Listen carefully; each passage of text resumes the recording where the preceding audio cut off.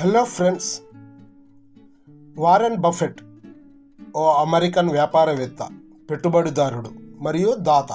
ప్రపంచంలోని అత్యంత ధనికుల్లో ఒకరు, అపర కుబేరుడు.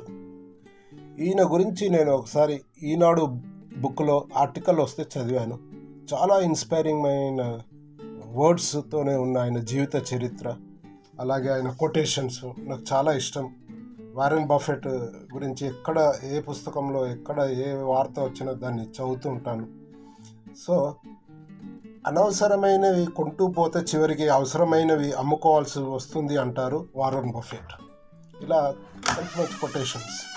అలాగే వారెన్ బఫెట్ది ఒక 8+8+8=24 అని, అంటే 24 గంటల్ని 3 విభాగాలుగా విభజిస్తే 8 గంటలు కష్టపడి పని చేయండి, 8 గంటలు నిద్రపోండి, మిగతా 8 గంటల్లో 3 గంటలు కుటుంబానికి, స్నేహితులకి, ఇంకా ఆధ్యాత్మికతకు అని కేటాయించండి అంటాడు.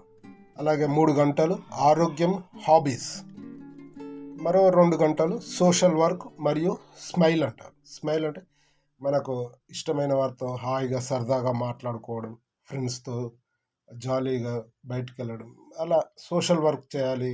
ఆ 2 గంటలు స్మైల్గా అంటే ఎంటర్టైన్మెంట్. ఇలా ప్రతిదీ మనం ఎక్కడ ఏది మిస్ కాకూడదు, సంతోషంగా హాయిగా జీవించాలి అనేది వారెన్ బఫెట్ ఒక సూత్రం అన్నమాట. 8+8+8=24 అనేది ఇది ఆయన జీవిత సూత్రం అంట. సో ఫ్రెండ్స్, ఇలా 8 గంటలు కష్టపడి పని చేయాలి, 8 గంటలు నిద్రపోవాలి, 8 గంటల్లో మిగతా ఇలా విభజించుకుంటూ రావాలి అనేది ఆయన సూత్రం ఇది.